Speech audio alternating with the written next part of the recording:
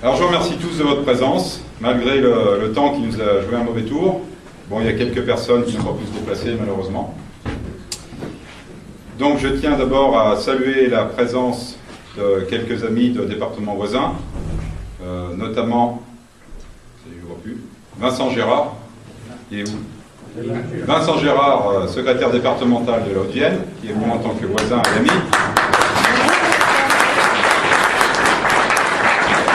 Qui va accueillir pour sa propre galette Bernard Monod demain. Et Pascal Courty, responsable de la circonscription de Montluçon. Quelques gens de l'Allier. J'aimerais saluer également M. Krumols, qui a été mon prédécesseur au poste de secrétaire départemental de la Creuse. Madame de la Chapelle devrait être des nôtres. Elle a eu quelques empêchements, je pense qu'elle va arriver dans les minutes qui viennent. Donc on a fait cette galette à la fois pour rassembler tout le monde, pour préparer aussi les élections départementales, où il y a, comme vous le savez, 15 cantons, mais 15 cantons avec la parité, ça fait 30 candidats, plus 30 suppléants, donc 60 personnes. Alors ça fait beaucoup de monde. On est encore loin du compte. Il y a quelques candidats qui se sont déjà déclarés. Je vais vous les présenter brièvement. Donc, pour Guéret de Éric Manouvrier et Geneviève Gosse, qui est élu avec moi au conseil municipal de Guéret.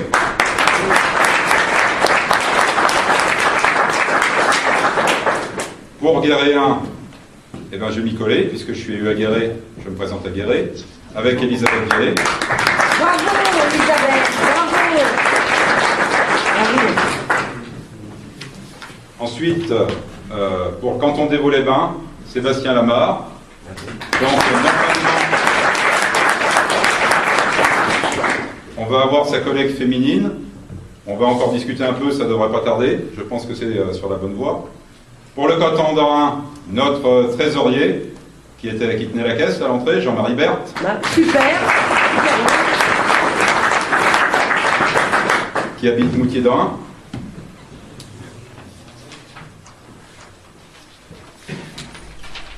J'en ai encore un, il me semble. Qui n'est pas présent dans cette salle puisqu'il travaille, Sébastien Tétard, qui sera normalement candidat sur le canton de Saint-Bory. Et puis pour les autres, on est en train de discuter, en train de chercher des gens, et vous tous ici présents, enfin je parle des électeurs inscrits sur les listes électorales de la Creuse, hein, évidemment. Ça ne peut pas concerner les gens de l'Allier ou de la Haute-Vienne, de d'autres départements, mais tout électeur du département peut se présenter dans n'importe quel canton. On n'est pas obligé de se présenter dans son canton. Alors si on a 2 candidats potentiels dans un canton, 2 hommes, on ne va pas mettre les 2 dans le même, on va en mettre un dans un autre canton. Ça ne pose pas de problème.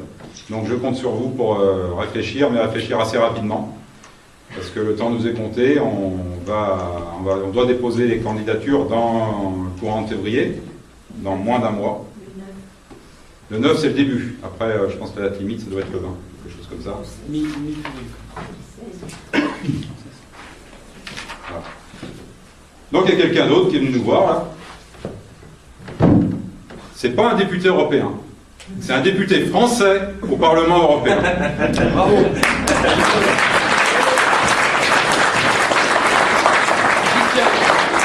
C'est philippien et moi aussi.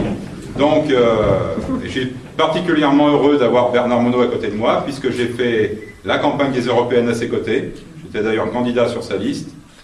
Et on a fait le meilleur score du Front National au niveau national de tous les temps.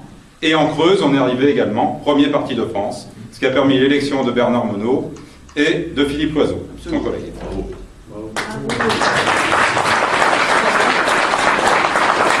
Et grâce à tous les militants de la Creuse, grâce à tous les relais, à tout ce qu'on a fait sur les terrains, et qu'on doit continuer à faire pour ces élections départementales, et puis les régionales qui seront à la fin de l'année. Voilà. Bernard donc va vous dire quelques mots, peut-être un peu plus que quelques mots. Des questions. Après on aura chacun de vous pourra poser quelques questions. Un portable là qui... Voilà, merci. Et aussi, bon, bien sûr, la galette des rois, Alors la galette des rois, elle viendra du boulanger-pâtissier local de Boussac, la boulangerie-pâtisserie Vacheroux, qui les garde au chaud. Donc on aura la chance de les avoir à peu près chaudes, hein, surtout par ce temps.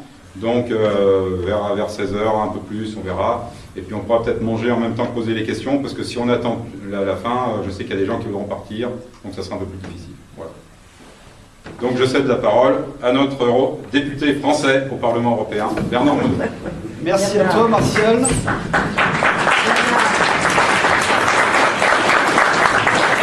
Merci à vous. Bonjour à ceux que je n'ai pas eu l'occasion de saluer, à toutes et à tous.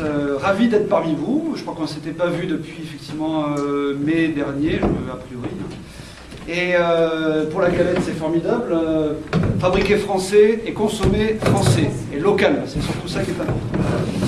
Bon, alors, vous raconter un petit peu la vie que j'ai commencé depuis le mois de juillet à Bruxelles et un petit peu à Strasbourg aussi de temps en temps. Pour résumer comme ça, avant de démarrer les détails, si vous voulez, c'est le temple de l'argent roi. Croyez-moi, je sais, on passe vos impôts. À Bruxelles, c'est une gabegie d'argent dans tous les sens. C'est effrayant. D'ailleurs, ce qu'on ne dit pas en France, c'est que l'Union européenne est en déficit. 221 milliards d'euros depuis le début de sa création, c'est-à-dire depuis Maastricht en 92-93, quand ça va faire 22-23 ans, 221 milliards d'euros. Voilà. Et ça s'accélère, parce que l'année 2014, c'était 30 milliards d'euros d'impayés entre les recettes qui rentrent et les décaissements. Bon. Déjà, c'est ce qu'il faut savoir. Après, moi, je qualifie ça du temple des fous et des traîtres. Alors les fous, c'est ceux qui sont inconscients, parce que c'est la majorité, hein, 80%, sont inconscients de ce qu'ils font. Ils ne se rendent pas compte du mal qu'ils font à leur propre pays, hein, à leur propre patrie, mais ils sont dans un mantra, dans une idéologie absolument, comment dire, ahurissante. Ça ne marche pas, mais ça ne marche pas parce qu'il n'y a pas assez d'Europe. Voilà, c'est ça un petit peu l'idée. Alors comme il n'y a pas assez d'Europe, il faut encore plus de normes, plus de directives techniques, plus d'union de ceci, de cela. La dernière qu'ils nous ont fait en 2014, c'est l'union bancaire. Je vous en dirai un mot tout à l'heure. Vous allez voir le péril qui va s'abattre sur nous. Et puis les autres, ce sont les traîtres. Alors ils sont moins nombreux parce qu'ils sont conscients de ce qu'ils font. Mais ils le font quand même. Hein. C'est, pour vous donner des noms, Cohn-Bendit par exemple. Hein. Remarquez, voilà, Cohn-Bendit, c'est parfaitement ce qu'il fait, mais il le fait quand même. Eh bien oui, parce que la soupe est bonne, et puis on est là, et on profite des intérêts, des privilèges, etc. Voilà, donc nous on est là, les 23 députés, on est quand même le premier parti de France, et comme je vous disais tout à l'heure, c'est grâce à vous, le premier parti de France devant l'UMP et devant le PS, et croyez-moi, ça grince des dents chaque fois qu'ils nous voient, et chaque fois qu'on ouvre la bouche, et croyez-moi qu'on se fait entendre, chacun dans son domaine. Alors moi c'est l'économie, puisque c'est mon métier, je suis économiste. Donc je suis à la commission, je suis membre de la commission économie et des affaires monétaires. Et donc je me retrouve par exemple en face de M. Moscovici, par exemple. Voilà. Je me retrouve en face de M. Draghi, le président de la Banque Centrale Européenne, qui en a fait une belle cette semaine, je vous en dirai un mot tout à l'heure. Et voilà, donc tous ces gens-là savent parfaitement ce qu'ils font. Hein, il ne faut pas les sous-estimer, ils sont intelligents. Mais ils le font parce que les intérêts qu'ils défendent sont bien supérieurs aux intérêts des nations et aux intérêts des peuples. C'est là que je parle de traîtrise. C'est-à-dire que ces gens-là se moquent complètement si le peuple souffre, s'ils font des sacrifices sociaux, si les retraites diminuent, si le pouvoir d'achat diminue, si la sécurité sociale est de moins en moins, comment elle rembourse de moins en moins les prestations, si l'assurance chômage est réduite en montant et en durée, si les politiques familiales sont détruites, ça c'est pas leur problème. Pourvu que les finances et les banques soient solides et qu'on puisse sauver l'euro, c'est leur seule idéologie, leur seul dogme qu'ils défendent. Voilà, c'est pour ça que je parle de traîtrise. Ça, c'est le premier élément que je voulais vous dire, ma première impression que ça m'a donné quand je suis arrivé donc, au Parlement européen. Alors, on s'est mis au travail. Alors, il faut savoir comment ça se passe. Alors, d'abord, vous avez une commission, par exemple, vous êtes à la commission économique. Vous avez des votes à faire et vous recevez les amendements, enfin un paquet comme ça, en anglais bien entendu, Ah oui, parce que le français, ça passe après, l'allemand, ça passe après, etc. La langue du Parlement, c'est l'anglais. Pourtant, c'est les langues de travail, c'est le français, c'est l'italien, c'est l'allemand, c'est etc. Non, mais l'anglais d'abord. Bon. Donc, si vous ne parlez pas l'anglais, déjà, vous êtes un handicap. Bon, alors heureusement, de ce côté-là, ça va. Je suis bien entouré. Donc, vous recevez des paquets comme ça d'amendements à étudier pour voter le lendemain à 11h ou 14h ou 15h ou 18h. Donc, vous avez grosso modo, pour éplucher un pavé comme ça, en anglais, l'espace de 3-4 heures pour prendre des décisions et voter des amendements pour, contre, abstention, etc. Bon, pour vous montrer tout le processus de blocage qu'il faut en permanence. Alors ça, c'est pas, je dirais, ciblé directement sur nous, mais c'est tout le processus qui est en place et qui empêche en fait de pouvoir s'opposer le maximum à ce rouleau compresseur des européistes. Ça, c'est le premier élément. Et puis après, vous avez tous les grands sujets qui nous occupent, à savoir le traité transatlantique. Vous vous souvenez, on en avait parlé pendant la campagne des européennes. Les choses ont bien avancé pour eux, hein, c'est-à-dire que, pour vous donner un exemple, le traité transatlantique, c'est une négociation entre Washington et Bruxelles. Il faut savoir que M. Hollande, l'été 2013, avait donné le mandat à Bruxelles de négocier pour le compte de la France. Bon, comme tous les autres pays de l'Union européenne d'ailleurs. Mais, sauf qu'après, on ne sait plus ce qui se passe. C'est d'une opacité totale. Pour vous donner un exemple, Marine, qui ne parle pas l'anglais, me dit tu peux aller dans la salle, parce qu'il y a une salle qui s'appelle la Data Room. Donc c'est une salle où vous pouvez aller consulter le projet de traité qui est en préparation, donc toutes les pages négociées, en anglais. Vous avez une demi-heure, sans téléphone, sans papier, sans stylo, sans appareil photo, sans quoi que ce soit. Vous venez, voilà, avec vos yeux et votre cerveau. Et vous devez éplucher dans 2000 pages à peu près ce que vous ne savez pas, ce que vous cherchez en plus. Oui, parce que vous imaginez que éventuellement les normes qui seront en notre défaveur, bien entendu, ils vont les noyer dans des clauses, des articles, etc. Donc vous êtes amené à consulter un texte en anglais, sans savoir ce que vous cherchez, sans aucun moyen de le faire, et en une demi-heure. Vous voyez donc la démocratie, l'expression de la démocratie. Ça, c'est pour vous donner un exemple. Bonjour madame. Excusez-moi. Madame de la Chapelle qui vient d'arriver. Madame de la Chapelle.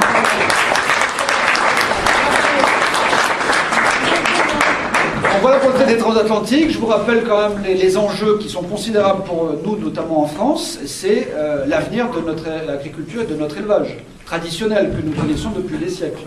C'est ça qui est en jeu. C'est-à-dire que grosso modo, ils vont nous faire abonner toutes les normes sanitaires, de sécurité, pour vous rappeler, par exemple, les poulets lavés à la javel, la viande de bœuf traitée donc, aux antibiotiques et aux hormones. Enfin, tout ce qui est pratiqué aux États-Unis, ce qui fait la population que vous connaissez aujourd'hui, et qui va s'imposer naturellement si toutes les barrières sanitaires, sécuritaires, d'environnement sont complètement abolies par ce traité. Donc si vous voulez, c'est la programmation de la mort de l'agriculture et de l'élevage en Europe, mais en particulier en France, puisque nous on est encore sur des normes, je dirais encore traditionnelles. Bon. Il y a ça, et puis aussi un autre traité qui est en préparation, et bien entendu dont la presse ne parle pas aujourd'hui, c'est la fin des services publics. Et oui, parce que les services publics, bien entendu, ça consomme des finances publiques. Les finances publiques, c'est pas bon. Hein. C'est mieux quand la SNCF est entièrement privatisée. C'est mieux quand France Télécom devient entièrement privatisée. Vous voyez que les prix n'ont pas évolué depuis qu'on est passé de France Télécom à Orange. Hein. Pour vous donner un exemple. C'est mieux quand EDF, GDF est entièrement privatisé. Donc grosso modo, leur idéologie, c'est de passer d'un monopole du public à un monopole du privé. Voilà. Partout où c'est rentable, où c'est juteux au niveau de la finance, croyez-moi que les multinationales qui sont derrière tout ça sont là pour essayer de préempter, de capter. Rappelez-vous le dernier exemple qu'on avait connu pendant la campagne européenne au mois de mai avec Alstom. Alstom qui est quand même une entreprise stratégique, qui fabrique nos TGV, qui fabrique nos rails, qui fabrique les centrales nucléaires, avec notamment les moteurs nucléaires, les réacteurs nucléaires. Tout ça, ce n'est plus français. Le General Electric, une boîte américaine, a fini par prendre le contrôle de Alstom avec la volonté du gouvernement français et sous pression de Bruxelles, de l'Union européenne. Donc voilà un fleuron d'entreprises stratégiques, et plus que stratégiques, qui impactent la sécurité nationale. Parce que demain, nos réacteurs nucléaires, ils vont être entretenus par General Electric, qui est une boîte américaine. Qu'est-ce que vous croyez qu'ils vont faire? Vous croyez qu'ils vont considérer ça comme un client et non pas comme un sujet hautement stratégique pour la France, c'est-à-dire la sécurité nationale. C'est quand même la fourniture d'énergie nucléaire, et si ça c'est pas stratégique, je ne sais pas ce que c'est. Hein. Donc voilà où on en est. Ils bradent au fur et à mesure. Alors M. Valls avait sorti, quelques jours avant les européennes, une ordonnance ou un décret, je ne me rappelle plus, en disant « Nous allons contrôler les investissements étrangers en France ». Vous parlez le lundi matin après les élections, de fait son décret tombe à l'eau, puisque c'est interdit par Bruxelles, par les traités qui ont été signés entre, le traité de Lisbonne, qui nous interdit de faire du dumping, de soutenir nos intérêts nationaux devant les intérêts des autres nations de l'Union européenne. Vous voyez, donc c'est ce paradoxe permanent, si vous voulez, entre l'Union européenne et les intérêts nationaux qui sont à chaque fois bafoués. Après, vous avez les finances publiques. C'est ce qui fait qu'on vous impose les plans d'austérité qui commencent à se mettre en place avec le fameux pacte de responsabilité. Vous savez, on en parlait jusqu'à présent, mais ça y est, depuis le 1er janvier, ça se met en place. Hein. Donc ça touche la politique familiale, ça touche la fiscalité, ça touche la sécurité sociale, vos retraites. Voilà, donc ils sont en train de faire éclater tout le régime de protection sociale bâti depuis l'après-guerre, pour recueillir le maximum de budgets sociaux en vue de financer la dette et les intérêts de la dette de la France, pour être bien dans les clous que nous a fixé Bruxelles au niveau des pactes de croissance, de stabilité. Vous savez, les moins de 3% de déficit et moins de 60% de dette. Ils se sont royalement assis dessus depuis une bonne trentaine d'années. Mais voilà, Bruxelles cherche à nous l'imposer, alors qu'eux-mêmes, c'est ce qu'on a fait quand on s'est opposé à M. Juncker, M. Juncker étant le président de la Commission européenne, qui nous fait des leçons de morale en termes d'orthodoxie sur les finances publiques françaises. Mais enfin, que je vous rappelle que l'Union européenne est en déficit de 221 milliards. Et ils vont venir nous donner des leçons de bonne gestion. Non mais on marche sur la tête. Mais ça ne les gêne pas. Le paradoxe, la contradiction ne les gêne pas. Donc en tout cas, nous marquons notre terrain. Nous intervenons chaque fois en session plénière dans l'hémicycle. Nous intervenons dans les commissions. Moi, en ce qui me concerne, j'ai interviewé M. Moscovici, j'ai interviewé, vous savez, le fameux ministre des Finances. Hein, comme il a échoué en France, il va planter ses choux à Bruxelles. Eh bien, vous savez, M. Draghi, donc M. Draghi, je vais en venir à l'euro et vous expliquer ce qui s'est passé cette semaine. M. Draghi, c'est le président de la Banque Centrale Européenne.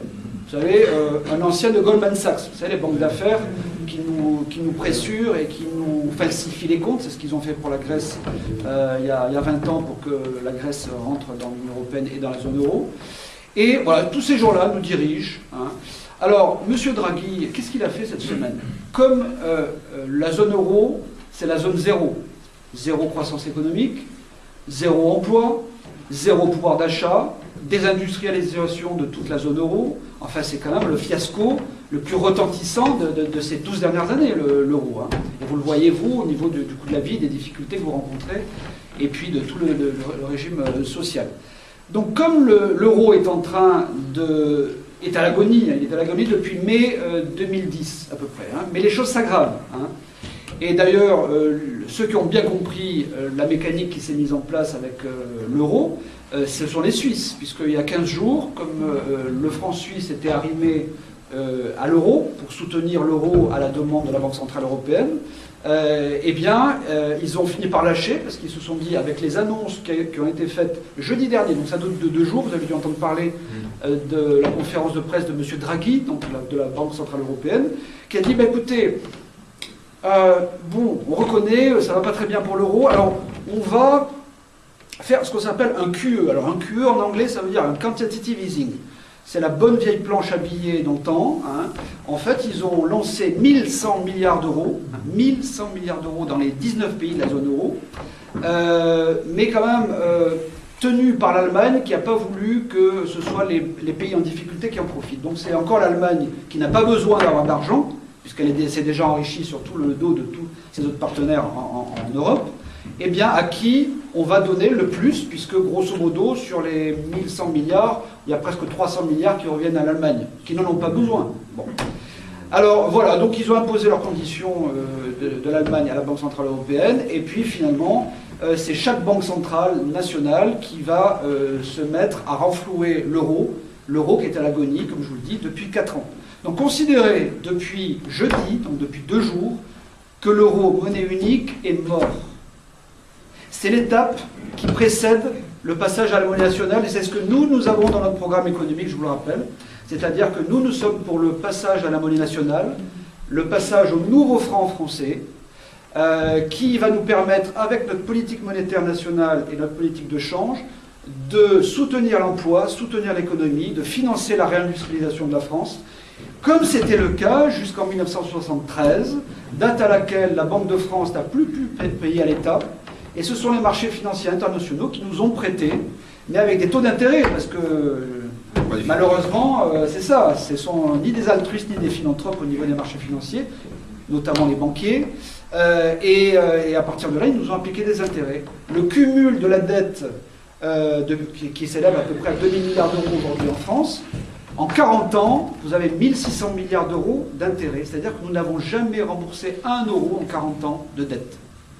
Croyez-vous que l'UMP, le PS, les Verts, les Rouges, etc., vont pouvoir faire quelque chose aujourd'hui, ce qu'ils n'ont jamais été capables de faire depuis 40 ans, et notamment sous la coupe et soumis à Bruxelles? C'est impossible. Nous allons au-devant d'une catastrophe financière, économique, voire même d'une banqueroute de la France, comme c'est le cas aujourd'hui en Grèce. Regardez ce qui va se passer demain. Soyez très attentifs demain sur le résultat des élections en Grèce, avec le parti qui s'appelle Syriza. Alors c'est l'extrême gauche, etc. Mais ce qui est intéressant de voir, c'est qu'un pays, c'est un laboratoire la Grèce, un laboratoire de toute la politique de l'Union européenne, d'austérité, de sacrifices sociaux, etc., qui mène strictement à rien. Puisque quand l'austérité a commencé, on était à peu près à 100% par rapport au PIB de dette, on est aujourd'hui à 175%, 5 ou 6 ans après. Donc ça prouve bien que ça ne sert strictement à rien. Et que les gens sont malheureux inutilement.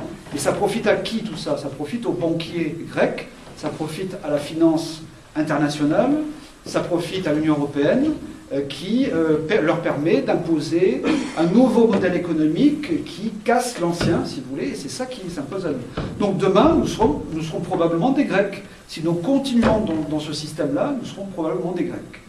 Donc de voir demain un parti, même si on n'est pas du même bord, parce que ce sont des communistes, front de gauche, mais ça veut dire que derrière, il y a quand même une expression de la souveraineté populaire qui s'exprime et qui dit stop à l'austérité, stop à la souffrance sociale, ça ne sert strictement à rien, on veut reprendre le pouvoir et éventuellement renégocier avec l'Union européenne, avec la BCE, avec le FMI, le montant de la dette, pour arrêter d'être esclave de cette dette. Voilà, c'est ça la situation qui nous pend au nez, si vous voulez. Hein. Donc, nous, on est au Front National, je rappelle, nous sommes des lanceurs d'alerte. Jean-Marie Le Pen a été depuis 40 ans, plus de 40 ans maintenant, sur l'immigration, sur les risques islamistes, et malheureusement, les faits lui ont donné raison. Au Front National, à Jean-Marie Le Pen, à Marine Le Pen, sur tout ce qui est le fondamentalisme islamiste, qui s'est traduit aujourd'hui par des attentats. Alors, il y a cette émotion nationale, d'ailleurs dans laquelle on a été évincé. Hein. Je sais que vous avez bien vu depuis 15 jours. Moi-même, j'ai fait savoir qu'il était hors de question, dans ces conditions-là, puisqu'on n'était pas intégré dans l'Union nationale, il était hors des questions que malgré tout, j'aille défiler avec les responsables de la situation. Qui a fait rentrer des centaines et des millions d'immigrés depuis 30 ans, 40 ans, si ce n'est pas l'UMP, le PS, depuis 40 ans. Sous-tendu derrière pour des raisons économiques. Parce qu'il ne faut pas se tromper, dans les années 70, pourquoi ils ont fait venir de l'immigration de travail? C'était pour faire baisser les salaires. Parce que le grand patronat français avait réclamé à Pompidou, à l'époque, de faire venir l'immigration pour faire pression à la baisse sur les salaires et pour faire effectivement une concurrence au niveau du travail, et pour moins payer les ouvriers, les employés, les cadres, les salariés de manière générale, dans les entreprises françaises. C'est ça le préambule, si vous voulez, de ce modèle ultralibéral. C'est de dire, on baisse les salaires, comme ça on va avoir plus de marge. Si on a plus de marge, on a plus de profit. Si on a plus de profit, on a plus de rentabilité. Et puis on est dans un monde mondialisé. Et puis, comme ça, les actionnaires vont s'enrichir plus sur le dos des salariés. Et on voit le résultat aujourd'hui. C'est comment dire, il n'y a plus de cohésion sociale. Ça fait longtemps que ça dure, ça fait 25 ou 30 ans. Avant, ça frappait, je dirais, les classes modestes, mais maintenant ça frappe la classe moyenne. Moi, partout autour de moi, y compris dans des milieux très favorisés, dans la banque, etc., moi j'ai des collègues, alors moi maintenant, moi j'ai fait en sorte, comme je suis élu, de réduire mon activité professionnelle, mais je fais à fond mon mandat, mais moi j'ai plein de copains qui aujourd'hui se retrouvent au chômage, et qui ont 50, 52, 55 ans, et qui ne retrouveront plus de travail. Parce que tous les secteurs aujourd'hui financiers, bancaires, souffrent aussi de ce ralentissement économique, de ce modèle qui fait qu'il est en train d'imploser et qu'on arrive à la fin d'un système. Voilà. Donc on se bat, comme je vous disais, avec mes 22 autres camarades députés pour se battre contre ce modèle destructeur de l'Union européenne, de l'Europe de Bruxelles, qui cherche à nier le rôle de la nation, à abolir les frontières. On nous a dépossédés de notre monnaie, on nous a dépossédés de notre budget, ça c'est encore récent, c'était il y a 2 ans. On nous a dépossédés de nos frontières pour pouvoir contrôler les flux migratoires, les flux de capitaux, les flux de marchandises, les flux de services. C'est un véritable passoire. Sur le travail, c'est ça, j'en avais parlé pendant la campagne l'année dernière, mais si vous voulez, ça se renforce. Vous avez de plus en plus de travailleurs détachés qui viennent de Bulgarie, de Roumanie. C'est aujourd'hui, dans le BTP, c'est 30, 40, voire 50% des effectifs qui travaillent qui ne sont pas français. Et pourquoi? Parce qu'ils acceptent de travailler à 30, 40, 50% moins cher que les Français.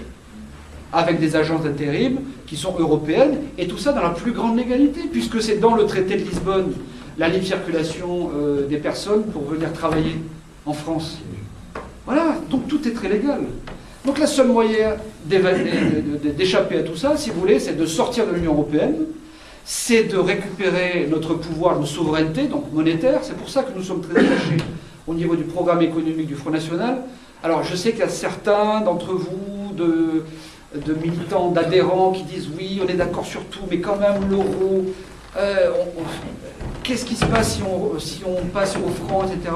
Mais au contraire, ça va libérer, si vous voulez, tout le joug qui nous est imposé par l'Union européenne, par la Banque Centrale Européenne. On va pouvoir regagner notre liberté pour pouvoir recréer de l'emploi, pour pouvoir réindustrialiser, pour pouvoir se défendre dans la compétition mondiale face aux États-Unis, à l'Angleterre. Toutes les grandes puissances économiques qui sont devant nous ont leur monnaie, leur banque centrale, leurs frontières, leur budget. Ils ont tous les moyens pour agir. Pourquoi nous, on se priverait de tous ces avantages-là?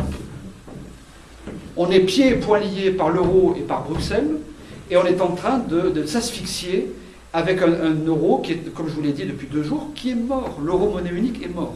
Voilà. Mettez-vous bien ça en tête. Il y a un deuxième péril, au-delà de ce que je vous ai dit sur le traité transatlantique, et j'insiste beaucoup, nous sommes entre amis ici, c'est le dispositif qui a été mis en place en 2014, c'est ce qui s'appelle l'union bancaire. Qu'est-ce que c'est? Est-ce que vous vous souvenez, il y a 2 ans, à peu près, c'était au mois d'avril 2013, ce qui s'est passé à Chypre? Est-ce que certains d'entre vous s'en souviennent? Qu'est-ce qui s'est passé à Chypre? Les banques étaient en faillite. La majorité du système bancaire chypriote était en faillite. L'État chypriote était en banqueroute parce qu'ils n'avaient pas les finances pour acheter les dettes des banques. Qu'est-ce qui s'est passé? Comme c'est un des 18 pays de la zone euro, c'était la catastrophe pour l'Union européenne, pour la BCE, etc.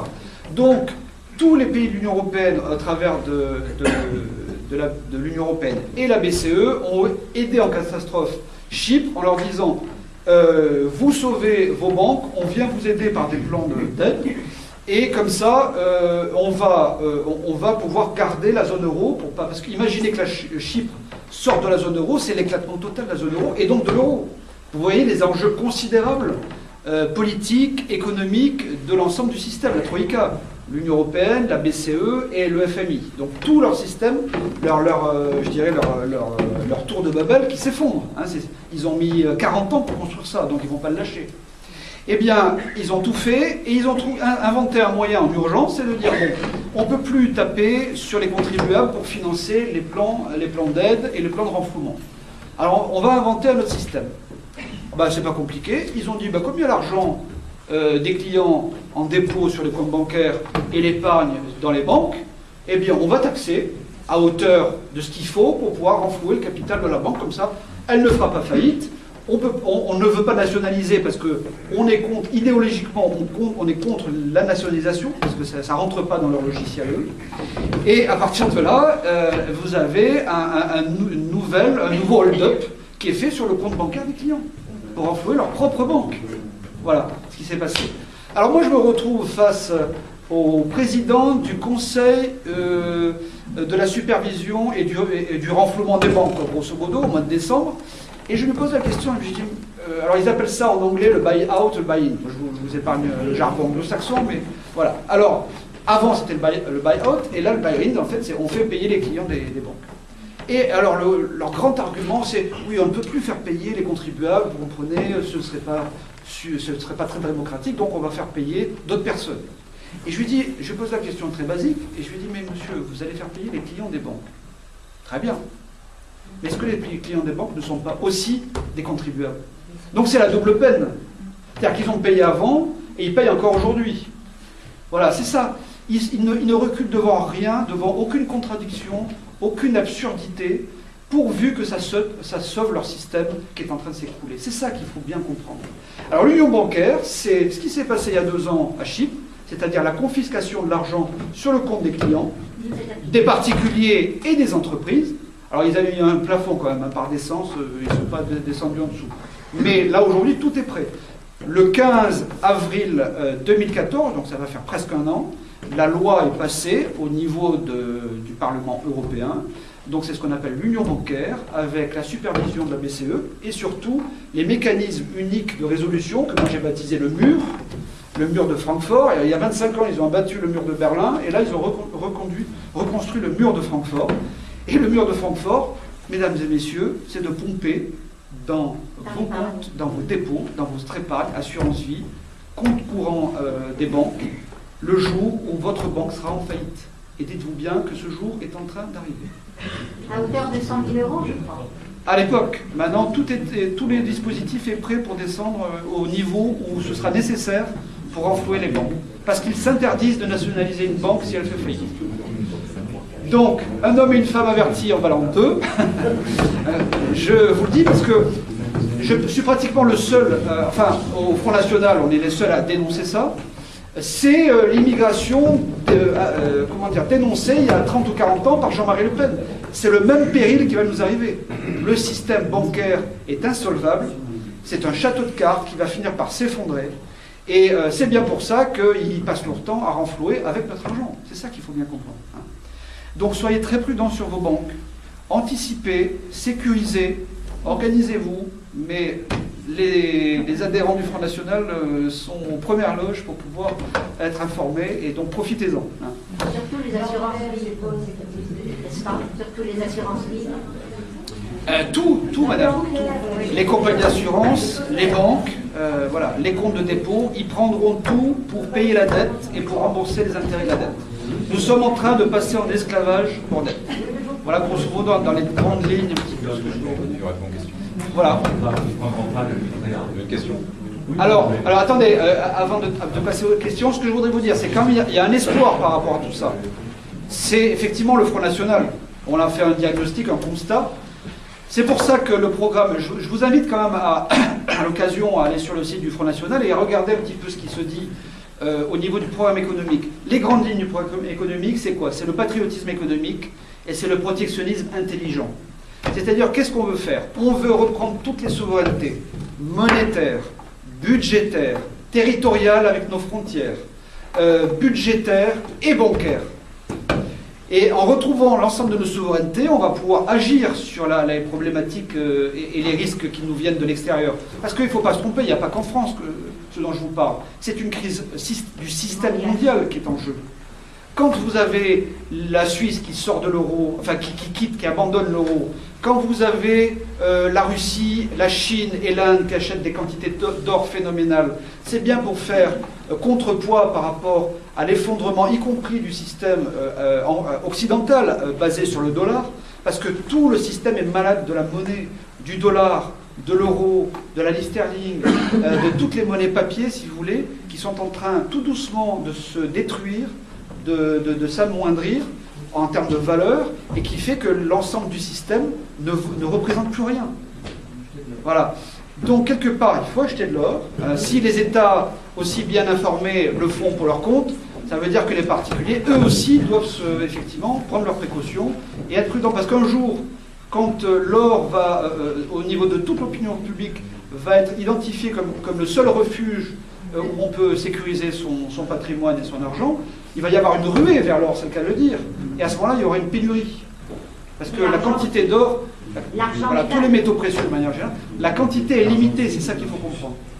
Donc, le programme économique du Front, c'est de reprendre toutes les souverainetés nationales pour pouvoir ensuite agir sur la réindustrialisation du pays, parce qu'on ne pourra avoir le plein emploi en France, et c'est possible d'avoir le plein emploi en France, avec notre politique, avec des emplois industriels, des emplois marchands, c'est pouvoir financer l'économie productive, l'économie réelle, pour pouvoir irriguer tout doucement l'ensemble, je dirais, c'est comme une rivière, l'économie.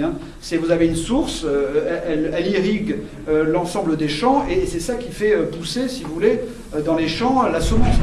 Donc c'est exactement ça l'économie. Donc si vous n'avez pas un aliment qui est la monnaie pour pouvoir irriguer cette économie nationale, tout en la protégeant par un protectionnisme, comme font les États-Unis, comme font la Chine, comme font la Russie, comme font toutes les grandes puissances économiques dans le monde, se protègent au niveau de leurs frontières. Pourquoi nous ne le ferions pas? Pourquoi? Il n'y a pas de raison. Et pourquoi on nous impose ce libre-échange? Parce que justement, c'est un moyen de nous pomper les richesses nationales. Pourquoi on cherche absolument à mettre en place ce traité transatlantique au niveau des États-Unis et de l'Europe? C'est pour justement continuer à nous pomper les richesses et à nous imposer des multinationales. Juste un exemple, vous avez 20 000 lobbyistes qui sont à Bruxelles du 1er janvier au 31 décembre, des technocrates de la Commission de Bruxelles, pour rédiger ensuite des directives techniques qui seront ensuite votées au Parlement européen. Et pour nous les imposer ensuite par le diktat fait par Bruxelles sur toutes les nations. Regardez comment nous sommes traités au niveau de notre budget. On a perdu la tutelle de notre budget depuis le mois d'octobre-novembre dernier. C'est pour ça que vous avez ces discussions entre Bruxelles et Paris, et on n'est plus maître du tout de notre fiscalité. On est en train de passer en tutelle sous Bruxelles, et on est en train, tout doucement, lentement. Vous savez, c'est comme un petit peu la blague de la grenouille qui se baigne dans un chaudron froid. Et puis vous allumez le feu dessous, et puis ça chauffe l'eau, et puis au début, l'eau est tiède, c'est bon, et puis au fur et à mesure, la température augmente, et puis ça bouillonne, et puis là, au final, vous avez la grenouille qui a été cuite et bouillantée. Voilà. C'est exactement, tout ça est progressif, et on perd notre souveraineté, notre nation est en train de disparaître. Au-delà, bien entendu, de tout ce qui s'est passé comme événement depuis le début de l'année, avec le problème de sécurité, le problème de terrorisme que nous allons connaître de plus en plus. Alors aujourd'hui, dans la ruralité, c'est pas encore trop, on n'est pas encore trop concerné, heureusement, tant mieux. Mais il y a 10 ans, les villes n'étaient pas concernées par le terrorisme.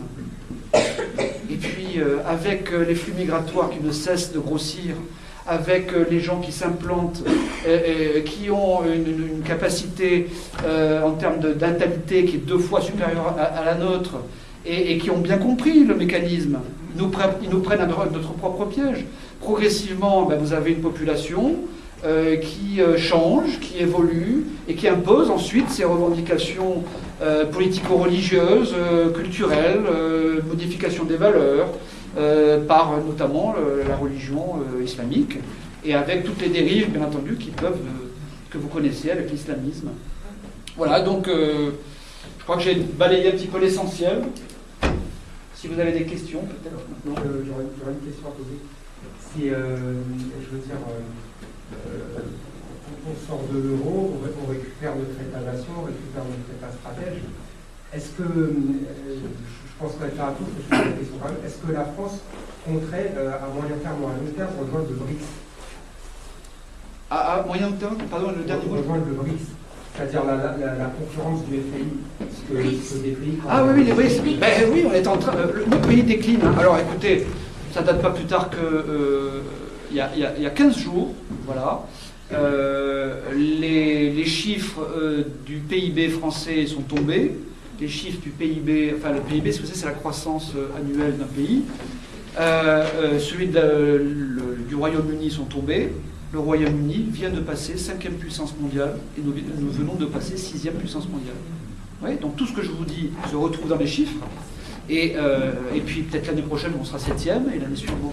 Voilà, on est en train de glisser, de décliner à cause en fait d'une hémorragie de richesse qui n'a pas commencé, qui se voit aujourd'hui, mais qui a commencé il y a 20, 30, 40 ans. De toute façon, tout le dispositif s'est mis, tout le système que nous vivons aujourd'hui, l'ultralibéralisme et le mondialisme s'est mis en place au début des années 70 sous Pompidou et Giscard d'Estaing. C'est pas nouveau.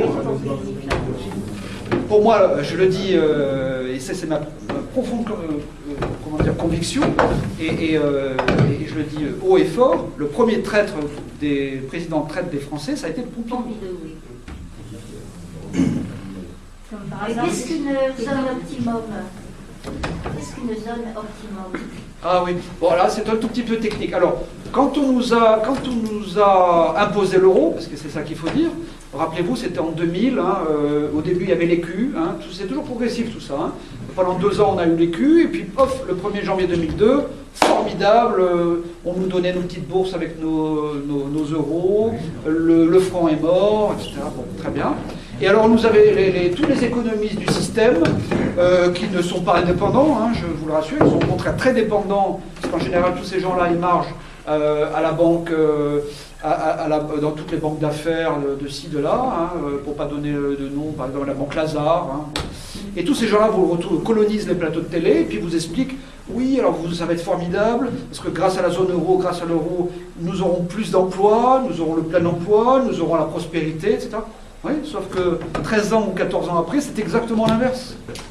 6 millions de chômeurs réels à l'heure actuelle, à l'heure où je vous parle, réels. En France, 21 millions en zone euro, donc les 19 pays de la zone euro, et 26 ou 27 millions dans tous les 29 pays, les 28 pays de l'Union européenne. Ah, vous parlez d'une réussite hein, sur l'emploi. Hein. Les entreprises, les industries sont parties hors zone euro hein, pour aller se fabriquer à bas coût. Et puis après, la prospérité, vous la voyez, vous, la prospérité hein, vos salaires ont augmenté, vos pensions ont augmenté. Pas la mienne en tout cas, mais bon. Voilà, donc la zone monétaire optimale, pour vous répondre madame, c'est grosso modo, c'est que dans les 18 pays de la zone euro, tout le monde doit avoir le même niveau d'inflation, tous les pays, le même niveau de chômage, le même niveau de taux d'emprunt sur les marchés financiers et le même niveau de croissance économique. Or, c'est exactement l'inverse. C'est-à-dire, allez comparer les taux d'emprunt de la Grèce et les taux d'emprunt de l'Allemagne. Aujourd'hui, l'Allemagne emprunte à 0,50 environ à 10 ans, et la Grèce emprunte à 10%. Ah, c'est très optimal. Hein. Donc, vous voyez, tous les arguments qu'ils nous ont vendus pour installer leur système, aujourd'hui, c'est exactement l'inverse qui s'est produit. Ce ne sont que des mensonges. Et moi, je le dis, toute notre classe politique, UMP, PS, etc., sont incompétents économiquement. Il y en a peut-être un qui sort la tête de l'eau, qui est compétent, c'est DSK. Vous connaissez le résultat. Non, merci. Non, merci. Pensez-vous que du jour au lendemain, en rêvant un peu, on puisse repasser de l'euro au franc? Oui. Comment Ah mais demain. Demain. Mais le nouveau franc français que nous voulons faire. C'est-à-dire, il ne s'agit pas de revenir à l'ancien franc de 2001, c'est de passer au nouveau franc français, de grosso modo un franc français égale 1 euro, donc l'euro qui subsistera, parce qu'il restera toujours un euro dans la zone euro, hein, si vous voulez, pour faire les échanges internationaux, l'écu de 2001-2002. Et puis, l'avantage, si vous voulez, c'est qu'on va pouvoir agir sur l'emploi, sur la réindustrialisation, sur la recherche de prospérité, en protégeant tout ça par des frontières Mais il ne s'agit pas de claquemurer, de faire une ligne Maginot autour de la France.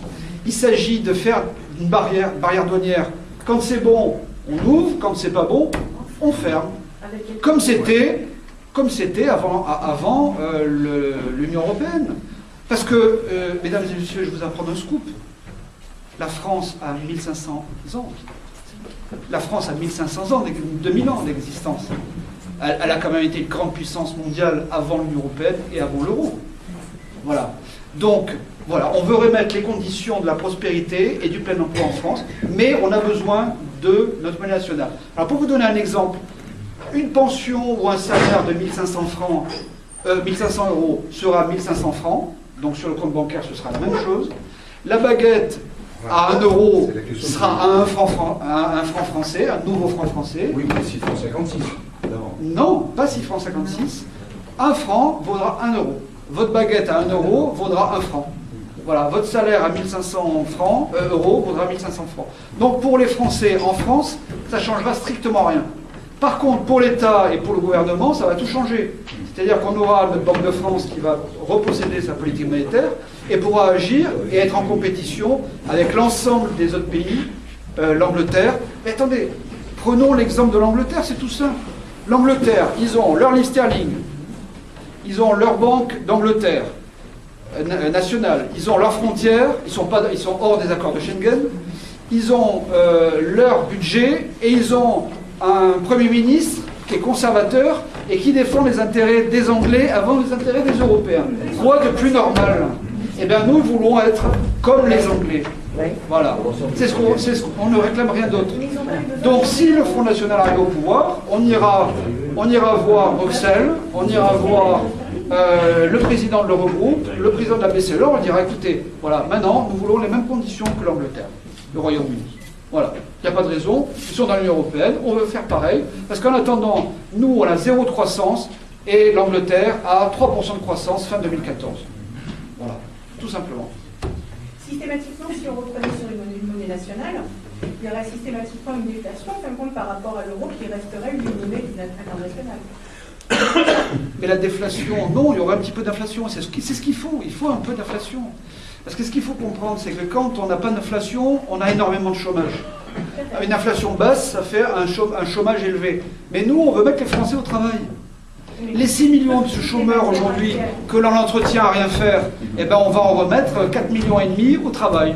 Toutes les matières premières achetées, notamment le pétrole, Mais le pétrole, il a baissé de 60%. En attendant, il a baissé de 60%. Est-ce que votre litre d'essence à la pompe a baissé de 60%? Moi, j'ai fait mon plein encore hier, il a baissé de 8%, 10%. Mais pour combien de temps? 70% de taxes. Non mais peu importe. Si vous voulez, on va redevenir une grande puissance économique mondiale grâce à notre monnaie, grâce à notre banque centrale, grâce au contrôle de notre frontière, comme l'est l'Angleterre, comme le sont les États-Unis, comme le sont la Chine. Voilà. Et on veut les mêmes armes pour combattre dans la concurrence économique mondiale. Parce que c'est ça qu'il faut comprendre. On est en guerre économique. On est en guerre des monnaies entre le dollar, l'euro, le rouble, le yen, la livre sterling. Ils utilisent tous leurs moyens de la monnaie comme arme de protectionnisme suprême. Si on ne se sert pas de cette arme-là, on est déjà battu d'avance. C'est ça qu'il faut comprendre. C'est un enjeu de survie. Voilà. C'est pour ça que le Front National veut le passage au nouveau franc français. Mais on garderait quand même l'euro, on continue à échanger avec l'Allemagne, l'Italie, le Portugal, la monnaie commune. C'est ça. Attendez, il y a une autre question là-bas. Il faut faire vite parce que dans nos campagnes, il n'y a plus personne. Je vois depuis 2002 la démographie, elle a complètement baissé. Je suis d'accord avec vous, monsieur. Il n'y a plus personne. Est-ce que vous êtes candidat au départemental? Il nous faudrait. Est-ce que vous êtes candidat au départemental? Il nous faudrait des autres. Alors, on est d'accord, mais aidez-nous. C'est pour ça que j'en profite pour vous dire, vous êtes ici, c'est que vous êtes sensibilisés, c'est que vous êtes convaincus de l'avenir de notre pays est extrêmement menacé. Engagez-vous. On a besoin de vous. Vous êtes à toutes les élections, au départemental, d'ici la fin 2015, au régional qui vont arriver. C'est-à-dire que nous, on se bat, on fait tous les efforts possibles pour vous, pour nous aider, pour nous, pour nos enfants, etc. Mais on ne peut pas le faire sans vous. C'est pour ça que je vous dis, et je pense que Martial sera ravi, que je soutienne cette idée-là. Engagez-vous, on a besoin de vous sur les listes départementales, déjà là, tout de suite, à la fin de la réunion. Là. Le plus gros risque, c'est d'être élu. Et croyez-moi, ça leur fait pas plaisir de nous voir en face sur les bancs et dans les assemblées et dans les conseils, etc. Parce qu'ils savent qu'ils sont menacés dans leur propre devenir, dans leur propre mandat. C'est ça qu'ils ont la trouille. Ils ont la trouille. Parce que maintenant, on rigole plus. Alors, moi, je rencontre beaucoup de monde dans mon métier et je parle énormément. Je ne me cache pas, je milite. Mais des fois, il me manque des arguments. Par exemple, on me dit oui, bon, c'est pas mal. Il y a peu de réactions agressives ou négatives. Hein. Les gens écoutent maintenant. Mais oui, mais si Marine Le Pen passe, de toute façon, elle ne pourra rien faire parce que autour, il y aura l'opposition qui est là, qui bloque tout. Quoi. Mais attendez, soyons logiques.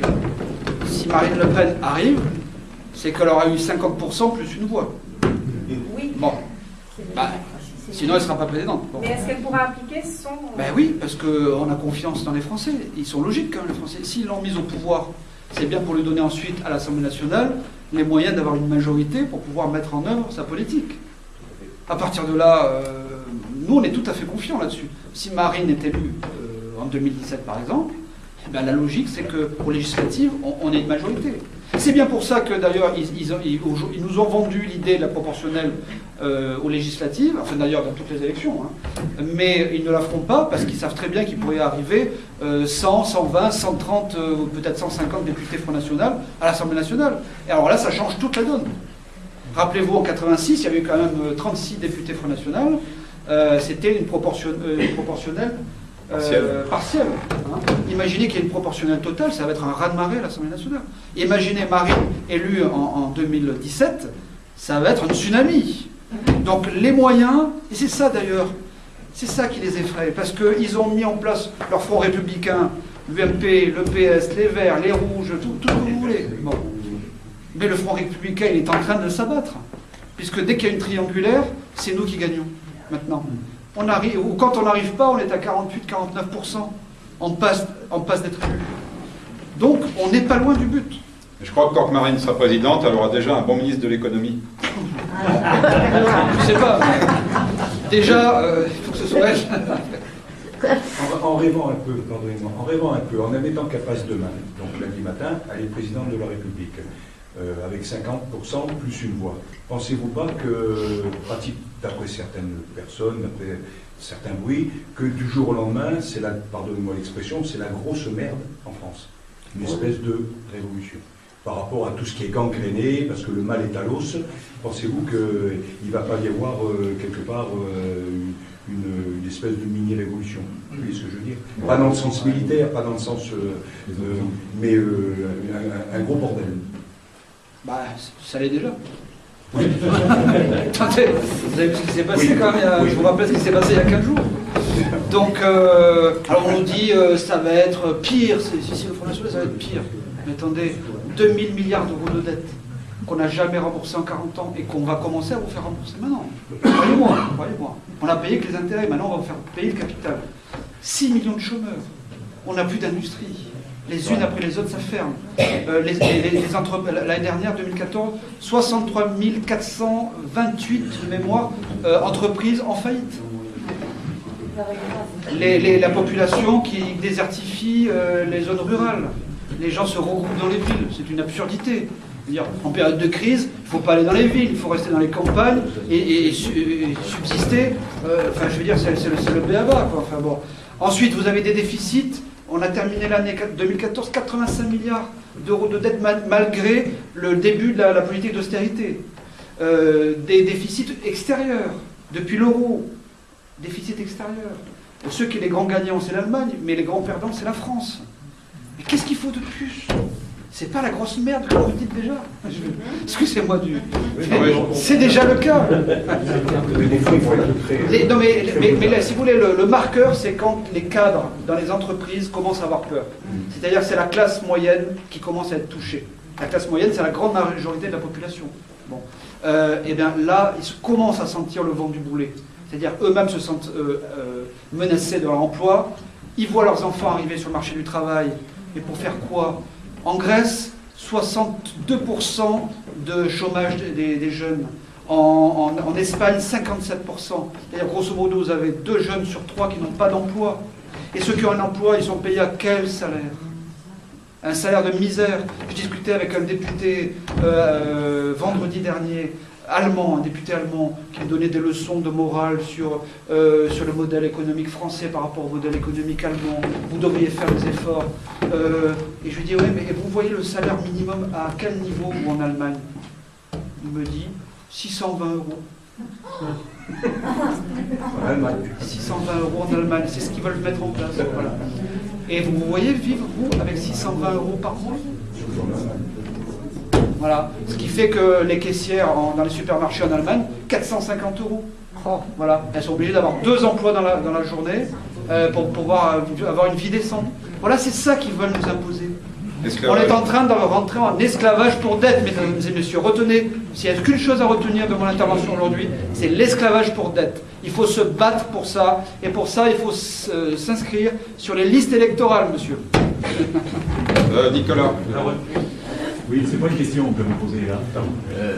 On aime ou on n'aime pas ce personnage, mais j'ai entendu une interview l'autre jour à la télé de Jacques Attali, qui était le professeur de tous ces jeunes qui nous gouvernent aujourd'hui, en grande partie. Et conseiller de Mitterrand. Voilà. Il y a 30 ans. Tout simplement que si on continue comme ça, tous les riches, tous les gens qui ont cumulé de l'argent par leur travail, et ainsi de suite, qui sont riches aujourd'hui, qui ont un patrimoine, et ainsi de suite, rejoindraient le rang des pauvres d'ici 8 à 10 ans. Oui, mais ça me gêne pas. S'ils ne sont pas français, vous ne savez pas. Voilà. Voilà. Par contre, les riches français qui quittent la France pour aller se mettre à l'abri ailleurs, ça me gêne. Moi. Les donneurs de leçons du genre Yannick Noah. Alors moi, monsieur Attali, je vais vous dire, c'est un imposteur économique. Oui, tout à fait. C'est un imposteur. C'est intéressant ce qu'il disait. Il a toute la situation dans laquelle nous sommes aujourd'hui. C'est lui qui l'a mise en place il y a 30 ans comme conseiller spécial auprès de monsieur Mitterrand. Voilà. Et aujourd'hui, il pleure sur les effets de ce qu'il adorait il y a 30 ans. Bien sûr, mais c'est voilà. Voilà. Donc c'est un imposteur. Prenez le tout aujourd'hui, il nous demande d'être relax et de faire du yoga. C'est ça. Ah oui, monsieur Attali, qui entre parenthèses a écrit il y a 15 ou 20 ans un livre qui s'appelle L'homme nomade, et dans lequel vous lisez une des mesures, c'est l'eugénisme, c'est-à-dire à 65 ans, mesdames et messieurs, vous ne servez plus à rien. Donc c'est la théorie de fin de vie, hein. C'est l'eugénisme qui est en train de se balader dans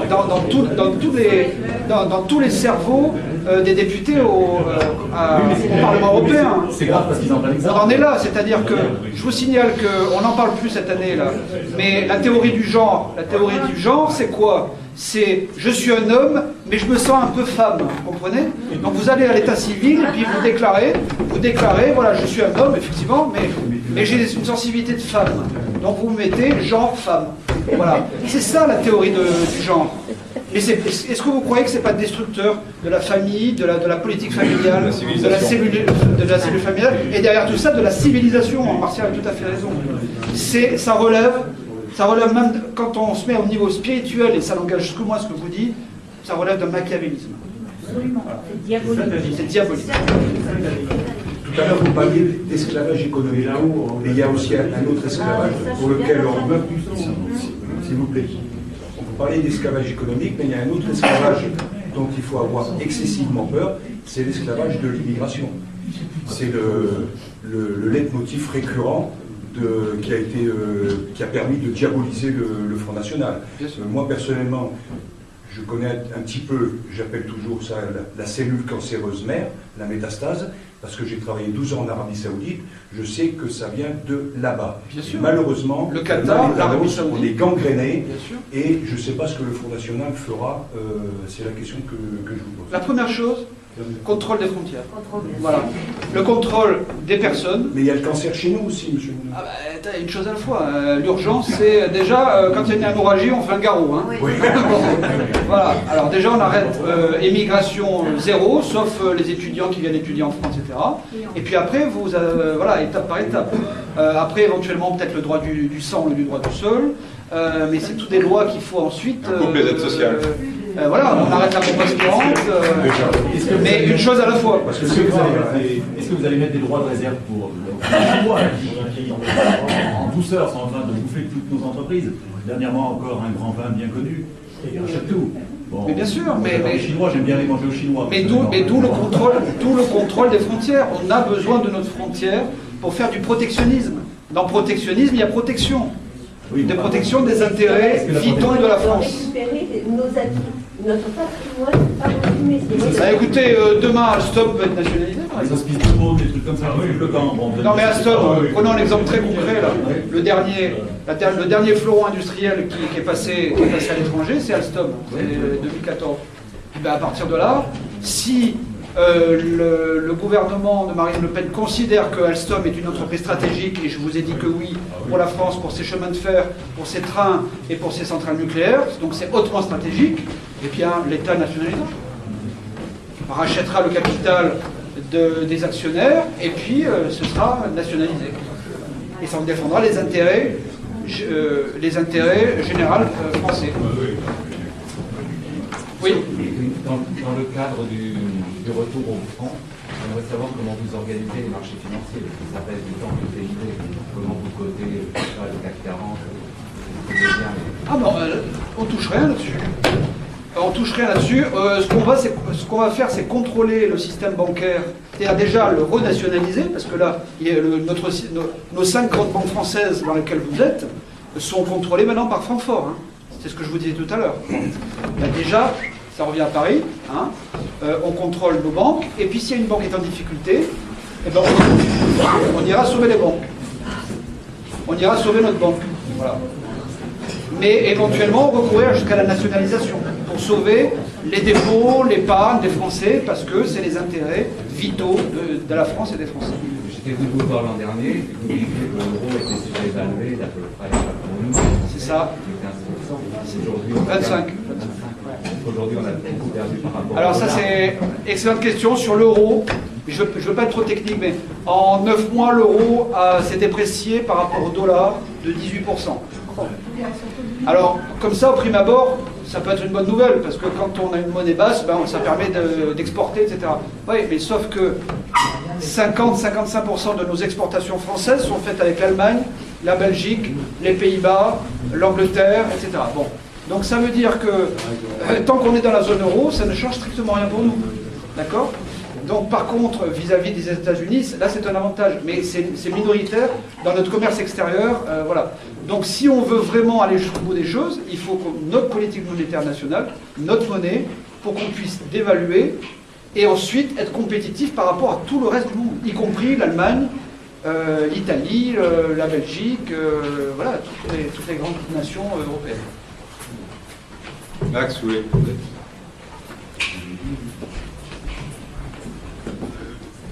Je ne voudrais pas faire baisser l'ambiance, mais je voudrais dire quelque chose. Je suis né de l'autre côté de la Méditerranée. Je suis arrivé dans la Creuse en 1956. Et ce que j'ai constaté, j'étais gamin, j'avais déjà quelques kilomètres, quand on parlait d'Arabes, de Maghrébins, les Français du cru me disaient « Vous, le pied noir, vous êtes des racistes ».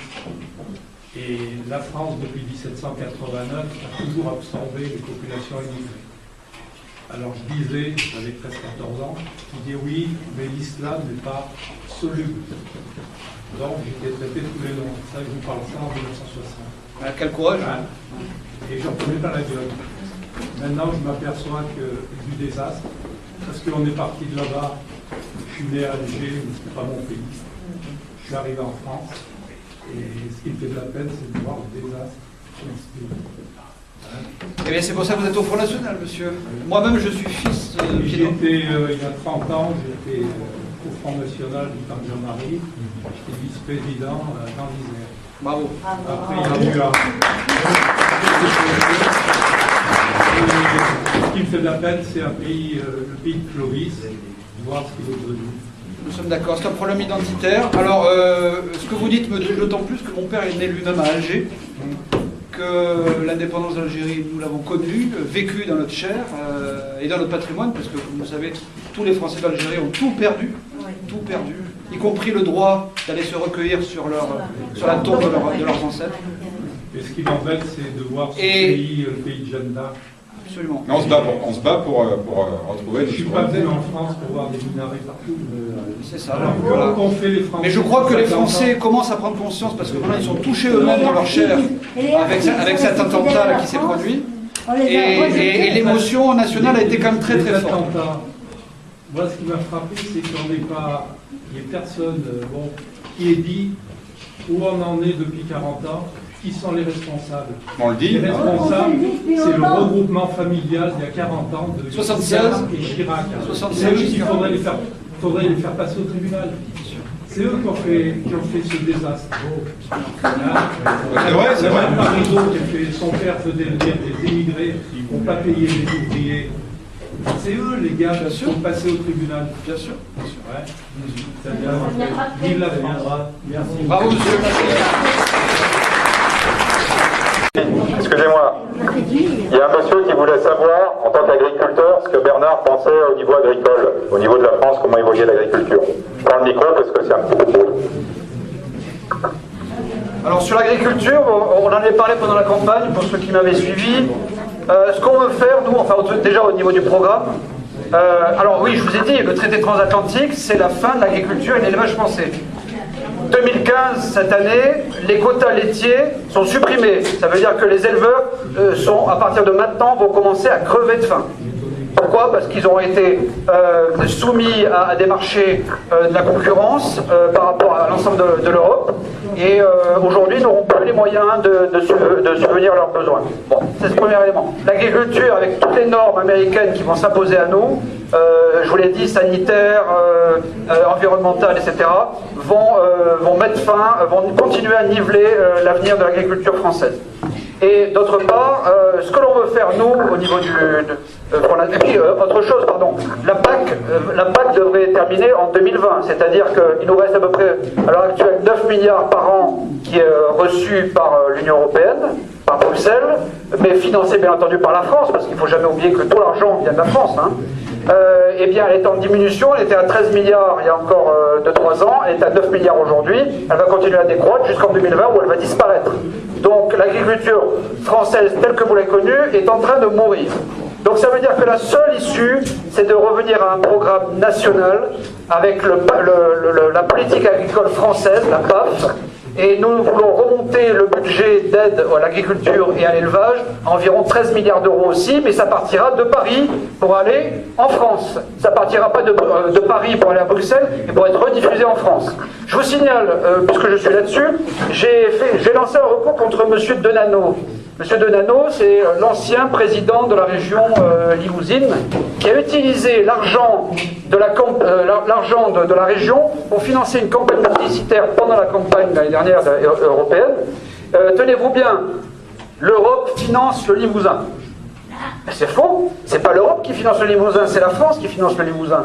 Parce qu'on verse 21 milliards d'euros par an à Bruxelles et ils nous en rendent que 13 milliards. Donc il y a 7 à 8 milliards qui restent encore en déficit par rapport à la France.